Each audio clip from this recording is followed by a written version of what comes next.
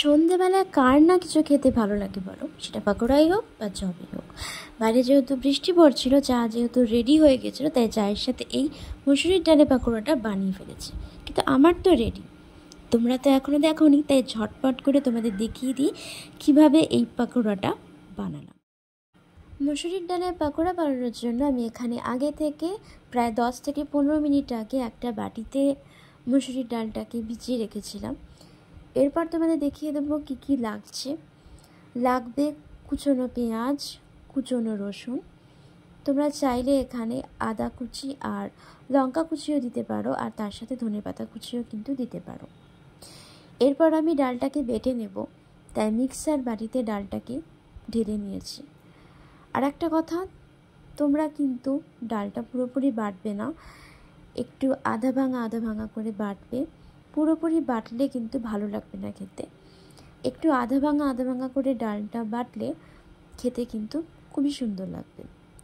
তোমাদের দেখিয়ে দিচ্ছি ভিডিওতে যে আমি কেমন করে ডালটা বেটেছি। একদম মিহি করে কিন্তু পুরোপুরি ডালটা বাটিনি, একদম আধা ভাঙা করে বেটেছি। তাতে কিন্তু পকোড়াটা খেতে একদম মচমচে হবে আর ভালো লাগবে। ডালটা আমার বাটা হয়ে গেছে। এরপর আমি কুচনো পেঁয়াজ আর রসুনটা বেটে রাখা ডালটার মধ্যে দিয়ে দেবো।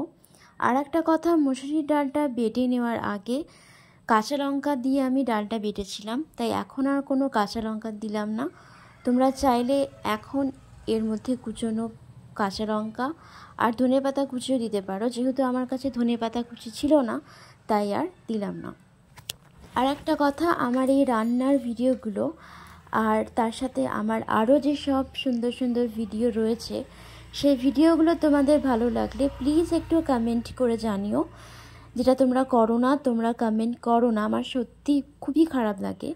তোমরা কমেন্ট করলে কি হয় আমি বুঝতে পারবো যে তোমাদের আমার ভিডিওগুলো ভালো লাগছে কি না। তাই প্লিজ একটু কমেন্ট করার চেষ্টা করো।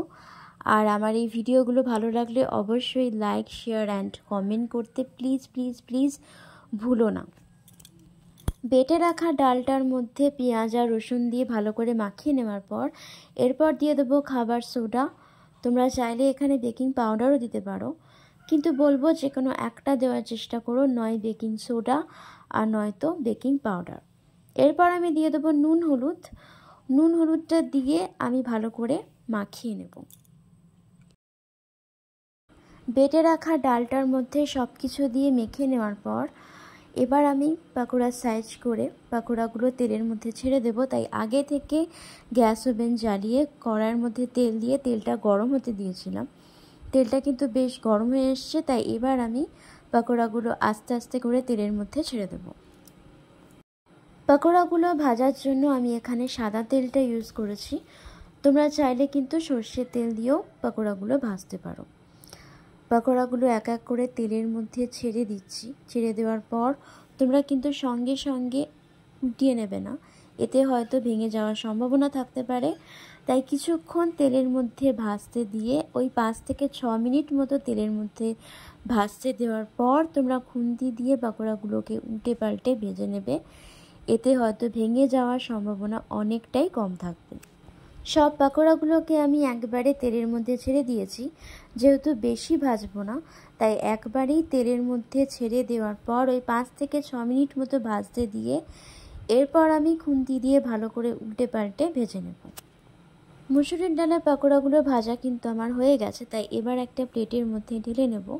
আর একটা কথা, তোমরা যদি এই ভিডিওটা ফেসবুক পেজ কিংবা চ্যানেল থেকে দেখে থাকো তাহলে অবশ্যই সাবস্ক্রাইব আর ফলো করতে কিন্তু ভুলো না।